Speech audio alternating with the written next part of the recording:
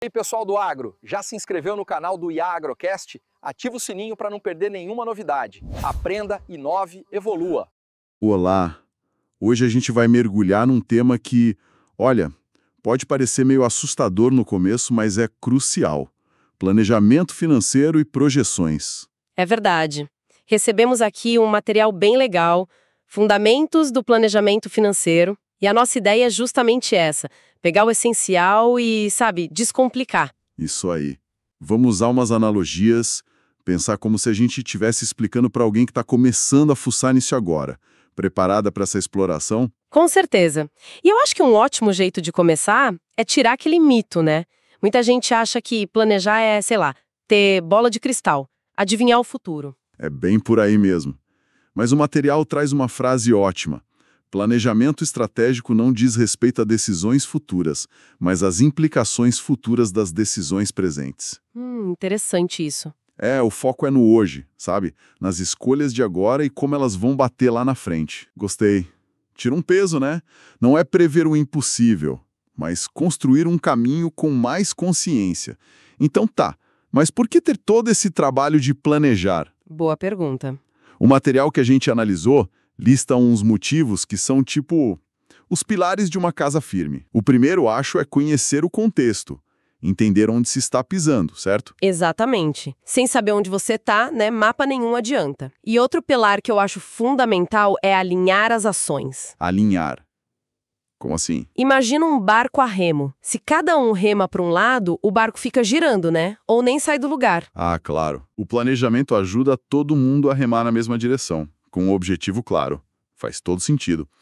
E imagino que isso conecta com outros pilares que eles mencionam. Definir rumos e objetivos comuns. Tipo ter um mapa e o destino final bem claros, para toda a tripulação. Perfeito. E tem mais dois que são super importantes também. Se preparar para as mudanças. Assim, porque o mar nunca tá calminho, né? Sempre pode vir uma tempestade. Pois é, um desvio na rota que não estava previsto. E claro, o outro pilar é ser competitivo. Manter o barco não só flutuando, mas navegando bem, quem sabe até na frente dos outros. Entendi. Sem esses pilares firmes, qualquer estrutura financeira pode balançar, mesmo que pareça boa no começo. E o interessante é que essa lógica vale para tudo, né? Uma empresa gigante ou um projetinho pessoal começando. Sem dúvida. A necessidade de organizar, de antecipar, de direcionar os recursos. Isso é universal. E é aí que entra a gestão financeira. Gestão financeira. Explica de um jeito simples pra gente. Olha, de forma bem direta, é o conjunto de ações para cuidar bem do dinheiro, Do projeto, da empresa, planejar como usar, analisar os resultados, controlar se o plano está rolando. E o objetivo disso tudo? É usar bem os recursos para gerar mais valor. Fazer o barco ir mais longe e, de preferência, trazer mais peixe, usando a sua analogia. Gostei daquela outra analogia, da despensa. Planejar as compras, controlar o estoque, para não faltar nada e evitar desperdício. E dentro dessa gestão, o planejamento orçamentário parece ser chave, Com suas fases. Isso, o material detalha bem. Começa com o planejamento estratégico, que é basicamente definir missão e visão. O grande porquê da viagem, sabe?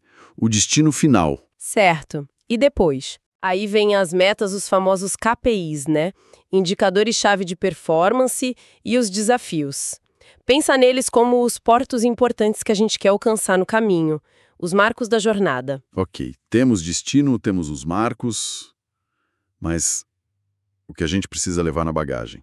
Os recursos. Exatamente, essa é a fase de levantamento de atividades e recursos. O que a gente vai precisar para essa viagem? Mais vela, comida, gente. E isso já puxa a próxima fase. Que é? Definir a equipe e os responsáveis. Quem vai pilotar? Quem cuida do leme? Quem vai ser responsável por, içar as velas? Cada um com seu papel claro. E não adianta só planejar tudo, arrumar mala, definir a equipe e zarpar esperando dar tudo certo, imagino. De jeito nenhum. A última fase, e talvez uma das mais críticas, é o acompanhamento periódico. É o navegador checando a bússola, o mapa, as estrelas, o vento, o mar, o tempo todo. Para ver se está no rumo certo. Isso. Precisa ajustar a rota. O vento mudou de repente. Apareceu um iceberg que não estava no mapa. Esse acompanhamento permite corrigir a tempo. E falando nessas condições externas, o planejamento não acontece numa bolha, né? O material fala muito dos fatores externos, aqueles que a gente não controla, mas precisa ficar de olho. Seriam tipo o clima e as correntes marítimas da nossa viagem. Ótima analogia. Sim, são coisas como o cenário geopolítico. Sei lá, uma guerra do outro lado do mundo pode mexer no preço do combustível, né? Verdade. A situação econômica, uma recessão diminui o poder de compra. Taxa de juros, afeta o custo de pegar dinheiro emprestado para o barco. Preço de commodities, acesso ao mercado, demanda versus oferta. Nossa, é muita coisa. Sim. Ignorar esses fatores é como navegar de olhos fechados, né? Não dá. E além do clima lá fora, a gente tem que olhar para dentro do nosso próprio barco, certo? Os fatores internos. Quais seriam os principais? O material lista vários que são cruciais. Tipo, a qualidade da nossa tripulação. Temos os talentos certos? A gente consegue manter essa galera? A força da nossa equipe de vendas. A gente vende bem nosso peixe? Nossa capacidade de inovar, sabe? Criar coisas novas. A nossa estrutura de margem. Quanto a gente ganha de verdade em cada venda. Como a gente se compara com outros barcos. Benchmarking, ROI, essas coisas. E a saúde do caixa, imagino. Fundamental. Temos combustível suficiente, como a gente lida com risco e investimento, mão de obra. Enfim, um bom planejamento precisa ler o cenário externo, mas também ser muito honesto sobre as nossas forças e fraquezas internas. Ok, ficou bem claro o porquê de planejar, as fases, os fatores. Agora, a parte que muita gente acha que é o filé mignon. Como a gente traduz esse plano todo em números, em previsões? Aí entram as projeções financeiras, né? O material chama de GPS financeiro. Exatamente. GPS financeiro é uma ótima imagem. As projeções são estimativas de como vão ser os resultados lá na frente. Vendas, custos, lucro, caixa. E geralmente a gente faz isso em cenários diferentes, né? Tipo, Um otimista, se tudo der muito certo, os ventos soprarem a favor. Um realista, que é o mais provável, e um conservador, para se preparar se o mar ficar agitado. entendi. E esse GPS é vital para tomar decisões estratégicas, que rota seguir, para captar recursos, mostrar para o investidor que a viagem é boa e está bem planejada, e claro, como a gente já falou, para corrigir a rota se os números começarem a desviar. Mas, peraí, qual a diferença na prática entre o orçamento, que a gente falou antes, e essas projeções financeiras? Parece meio parecido. É uma dúvida super comum, mas o material ajuda a clarear. Pensa assim, o orçamento é o plano de viagem completo, mais amplo. Inclui a estratégia, as metas, as ações, os recursos, quem faz o quê, todos aqueles pilares. Tá, o plano geral. Isso. As projeções financeiras são uma parte essencial desse orçamento, mas com foco específico em traduzir tudo isso em números. Quanto a gente espera vender? Quanto vai gastar? Qual o lucro esperado? Como o caixa vai ficar? É o painel de controle do nosso veículo mostrando os indicadores financeiros. Ah, agora sim. O orçamento é o mapa geral da expedição. As projeções são o painel mostrando velocidade, combustível, distância. E para alimentar esse painel, imagino que a tal da contabilidade gerencial seja importante. Fundamental. A contabilidade gerencial pega aqueles dados contáveis, que muita gente só vê como obrigação para o governo, sabe? Sei, aquela papelada toda. Pois é, e transforma em informação útil para a gestão no dia a dia. É usar os números para entender o que está rolando e tomar a decisão melhor, não só para mandar para o fisco. Falando em painel e combustível, o material dá uma ênfase gigante no fluxo de caixa, no cash flow. Você já chamou de combustível da empresa. Por que ele é tão crítico assim? Porque sem caixa, a empresa para. Simples assim. É o dinheiro entrando e saindo no dia a dia, na operação. O sangue que corre nas veias do negócio. Perfeito. Gerenciar bem o fluxo de caixa permite analisar se a operação está gerando caixa ou consumindo e aí planejar melhorias. Ajuda a entender o tal do ciclo financeiro. Ciclo financeiro, o que é isso? É o tempo que leva desde que a gente gasta dinheiro comprando matéria-prima, por exemplo, até receber de volta pela venda do produto final. Nossa, esse tempo parece crucial. Se demorar muito para receber, mesmo vendendo bem, a empresa pode ficar sem grana no meio do caminho, né? Exatamente. Conhecer esse ciclo ajuda a gerenciar os recursos. Preciso de um empréstimo para cobrir essa janela, ou está sobrando caixa que eu posso aplicar. Influencia até como a gente dá crédito para o cliente e como cobra depois. Entendi. O objetivo é sempre otimizar o saldo de caixa, ter o combustível necessário para a operação não engasgar, usando previsões de entrada e saída bem realistas. E o material fala num ciclos: econômico, financeiro, operacional. Como eles se encaixam aí? São formas de medir esses tempos que a gente falou. Simplificando muito, tá? O ciclo operacional é o tempo desde comprar a matéria-prima até vender o produto. O econômico é o tempo que o produto fique em estoque. Certo? E o financeiro, que é o mais crítico para o caixa, é o prazo que a gente leva para receber do cliente, menos o prazo que a gente tem para pagar o fornecedor. Ah, Quanto menores esses ciclos, principalmente o financeiro, mais rápido o dinheiro gira na empresa. Isso geralmente é bom. Ciclos longos podem exigir muito capital de giro, aquele combustível extra para bancar a operação enquanto o dinheiro não entra. e o gestor fica tentando diminuir esse tempo. Isso, tentando reduzir o que a gente chama de desencaixe, o tempo em que a gente já pagou por algo, mas ainda não recebeu por aquilo. Entendido. Agora vamos para a prática mesmo. Como é que se faz essas projeções? Que métodos existem? O material cita alguns como se fossem diferentes jeitos de navegar. O primeiro é o top-down, parece que vem de cima. Isso mesmo. No top-down, a diretoria, o comando do navio, define as metas gerais de receita, lucro, etc. E isso vai descendo para os níveis de baixo implementarem. Quais as vantagens e desvantagens? É mais rápido, geralmente garante o alinhamento com a visão estratégica lá de cima, mas pode acabar ignorando um pouco a realidade de quem está lá na ponta, na linha de frente. E imagino que o oposto seja o bottom-up, que vem de baixo para cima. Exato. No bottom-up, a equipe de vendas, quem está lá no convés, lidando com cliente e mercado, participa ativamente da construção das projeções.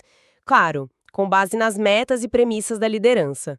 O material até diz que é um método mais colaborativo. E esse funciona melhor. Tende a ser mais realista, né? Porque traz o conhecimento de quem está vivendo aquilo. O lado ruim é que pode ser mais demorado, mais complexo para juntar tudo. Interessante essa tensão, né? Visão de cima versus realidade de baixo. Tem outros métodos comuns. O material aponta mais dois. Um é usar tendências históricas. Olhar para o passado da empresa, para as nossas viagens anteriores, para tentar prever o futuro. Funciona. É simples se o ambiente estiver estável, mas é perigoso se o passado não for um bom guia para o futuro, né? Se as condições mudaram muito. Verdade. E o outro? O outro são as projeções de mercado. Basear as estimativas em dados de fora, tipo o crescimento esperado do setor, pesquisa de mercado. É como olhar a previsão do tempo e das correntes para definir a nossa velocidade. E na vida real, as empresas usam um só ou misturam. Na prática, muitas usam uma combinação. Pega um pouco de cada para tentar chegar num número mais confiável. E dentro dessa ideia de direcionar os esforços, o material traz um conceito que achei bem visual. Potencial versus customer share. Parece um mapa para focar o time de vendas. Como funciona isso? Imagina o mercado como um oceano cheio de pontos de pesca, que são os clientes ou segmentos. Alguns pontos têm muito peixe, alto potencial de compra, outros têm pouco peixe, baixo potencial. Ok. Ao mesmo tempo, em cada ponto desses, a nossa empresa pode já estar pescando bastante, alto customer share, alta participação naquele cliente, ou pescando pouco, baixo customer share. Entendi. Aí a gente cruza essas duas coisas. Isso. Aí dá 4 cenários e para cada um tem uma estratégia diferente. Vamos ver se eu peguei a metáfora. Se o cliente tem alto potencial e já compra muito da gente. Alto potencial, alto share. O que a gente faz? Aí a estratégia é blindar. Proteger esse cliente valioso com unhas e dentes. É como defender o seu melhor ponto de pesca. Não pode deixar ninguém roubar. Ok. E se o cliente tem baixo potencial, mas mesmo assim compra bastante da gente? Baixo potencial, alto share. Nesse caso, a ideia é fidelizar e racionalizar. Manter o cliente feliz, claro, mas talvez sem gastar rios de dinheiro ali, porque não tem muito mais para onde crescer, sabe? O esforço extra talvez não compense tanto. Faz sentido. Agora, o quadrante que parece mais interessante. Muito potencial, mas o cliente compra pouco da gente. Alto potencial, baixo share. Esse é onde a oportunidade grita. A estratégia é aumentar a efetividade, investir mais tempo, recurso, talvez tentar abordagens diferentes para aumentar a nossa pesca ali, onde a gente sabe que tem muito peixe e a gente ainda pega pouco. É onde pode estar o maior crescimento. E o último, o cenário menos animador. Baixo potencial e compra pouco da gente. Baixo potencial, baixo share. Aqui, a recomendação é avaliar ou substituir. Será que vale a pena continuar gastando energia nesse ponto? Talvez seja melhor pegar esse esforço e jogar lá no alto potencial baixo share, onde a chance de retorno é maior. Nossa, muito boa essa matriz. Bem prática para pensar onde focar, né? Com certeza. Ajuda a direcionar os recursos que são sempre limitados. E para colocar tudo isso em prática, a gente precisa das ferramentas certas, os tais instrumentos de navegação. O material compara 3 opções conhecidas, começando pelo... Onipresente Excel ou Excel Online. o Excel. O material coloca como o mais usado mesmo. Os pontos fortes. É super flexível, quase todo mundo tem alguma noção de como usar. Verdade. E os fracos? Exige que você monte toda a lógica, a modelagem, do zero. Isso pede um conhecimento mais especializado, né? E é muito fácil errar uma fórmula ali, outra aqui. Além disso, geralmente não se conecta sozinho com outros sistemas da empresa. É tipo usar mapa de papel e bússola. Útil, flexível, mas exige habilidade manual e muita atenção para não se perder. Exatamente essa analogia. Ferramentas poderosas, mas que dependem muito de quem está usando. Depois, temos o All Strategy. Parece algo mais organizado, profissional, integrado. Isso! O material descreve como uma plataforma mais robusta, já vem com modelos prontos, integra várias áreas, vendas, custos, RH, oferece análises visuais, os dashboards, validações. A vantagem é a agilidade, a integração, a estrutura já pensada para o planejamento e atende vários setores. E a desvantagem? Pode ser menos flexível para processos muito específicos. E a implementação é um projeto, né? Não é só abrir e usar. Seria como o sistema de navegação integrado do navio. Potente e automatizado, mostra tudo no painel, mas talvez não deixe customizar cada vírgula, como um mapa manual permitiria. Entendi. E o terceiro, o Cropland. Qual o diferencial desse? O Cropland é apresentado com um foco bem específico, projeção de vendas, e com destaque para o setor do agronegócio. Os pontos fortes que o material cita são a facilidade de usar, a colaboração, vários níveis da equipe podem inserir dados e os dashboards focados em vendas. Parece bom para o nicho dele. Muito bom. O ponto fraco é que ele não cobre todas as peças do orçamento, né? Custo fixo, investimento, essas coisas ficam de fora. Podemos pensar nele como um sonar super avançado, especialista em achar cardume, oportunidade de venda, mas que não comanda o resto do navio. Ótimas comparações. Facilitou para entender as ferramentas. Agora, vamos para o painel de controle em si. Quais são os indicadores, os componentes-chave que a gente tem que ficar de olho? O material fala muito de EBIT e EBITDA. Que bichos são esses? São siglas muito usadas para medir a performance da operação. EBIT é lucro antes dos juros e impostos, em inglês, Earnings Before Interest and Taxes. Certo. O EBIT dá soma de volta à depreciação e à amortização, Earnings Before Interest, Taxes, Depreciation and Amortization. A ideia é ter uma medida do lucro que a operação principal da empresa gera, antes de pensar em como ela é financiada, juros ou nos impostos. É útil para comparar a eficiência operacional entre empresas ou ao longo do tempo. Ok. Uma medida mais pura da operação. E a tal da margem de contribuição, essa parece importante também. importantíssima. Pensa assim, de cada real que você vende, quanto sobra depois de pagar tudo que varia diretamente com aquela venda? Tipo matéria-prima, comissão, imposto sobre a venda. O que sobra disso é a margem de contribuição. Exato. Esse sobrado é a margem de contribuição. O cálculo básico é receita líquida menos custos e despesas variáveis. Ela mostra quanto cada venda contribui para pagar os custos fixos, aluguel, salário do administrativo, etc., e depois que esses fixos estão pagos, para gerar lucro. Entendi. Quer dizer que se a margem de contribuição for menor que os custos fixos, a empresa está no vermelho, mesmo vendendo. Basicamente, sim.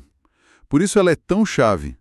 E se a gente pegar essa margem de contribuição e tirar também os custos fixos, a gente chega em outra margem, né? Qual seria? A margem líquida operacional, que o material também cita, é o resultado da operação principal mesmo, mostrando se a atividade fim está dando lucro ou não, antes de imposto e juros. Além dessas margens, que outros indicadores são vitais para tomar decisões? Para realmente usar o painel de controle. O material destaca alguns que são cruciais, o ponto de equilíbrio ou break-even point. Ah, esse é famoso. Assim, ele responde à pergunta: quanto eu preciso vender em dinheiro ou em unidades para cobrir absolutamente todos os meus custos, fixos e variáveis? É o ponto onde o resultado é zero, nem lucro, nem prejuízo.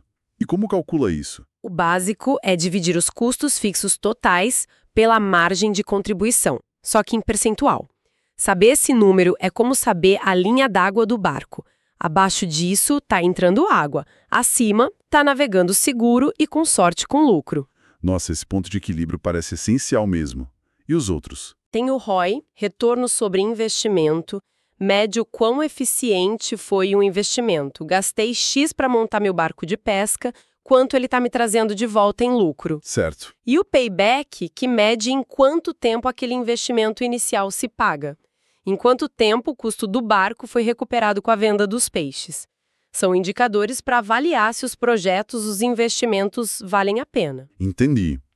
E o material faz uma ressalva sobre valuation, né? Isso, importante. O material frisa, respondendo uma pergunta que tinha lá, que valuation, avaliar o valor total da empresa, não entra diretamente nesse planejamento financeiro operacional que a gente está discutindo aqui.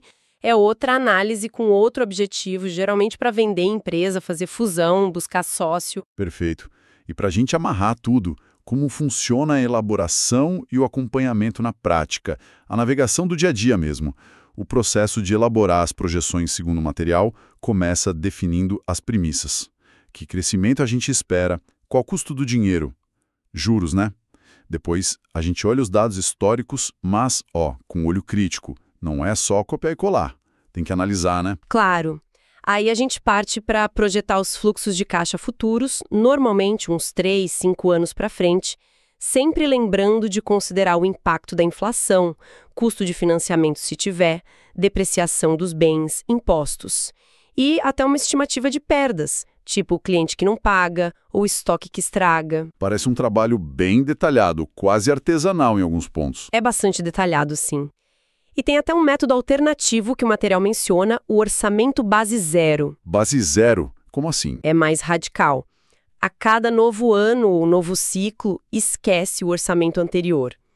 Cada área, cada despesa tem que ser justificada do zero, como se fosse a primeira vez que fosse gastar aquilo. Nossa, deve dar um trabalhão. Dá, força uma análise bem profunda de tudo. Mas olha, independente do método que se use, a chave do sucesso, como a gente já falou algumas vezes, é o acompanhamento constante. Não adianta fazer o plano e engavetar. De jeito nenhum. É comparar o previsto com o realizado direto, entender por que desviou e ajustar a rota. Navegar exige atenção constante no leme e nas velas. Não tem jeito. Ufa, que jornada, hein? Passamos por muitos fundamentos aqui. Tentando resumir a essência. Planejamento financeiro não precisa ser esse bicho de 7 cabeças. Não mesmo. Na verdade, é um conjunto de ferramentas, de conceitos, para dar clareza, para dar direção e para preparar a gente para o futuro. Não importa o tamanho do nosso barco. Isso aí. As projeções são tipo o nosso GPS, mostrando para onde a gente está indo financeiramente. E o fluxo de caixa é o combustível, né? Essencial para continuar andando. Exato. E a gente viu que tem diferentes mapas e bússolas, que são os métodos, diferentes instrumentos de navegação, as ferramentas, e um painel de controle com luzes importantes, os indicadores, que a gente precisa aprender a ler. O ponto principal, então, é que entender esses fundamentos, mesmo que só o básico no começo, pode mudar totalmente a forma como alguém encara as finanças de qualquer projeto, qualquer iniciativa. Com certeza, muda o jogo.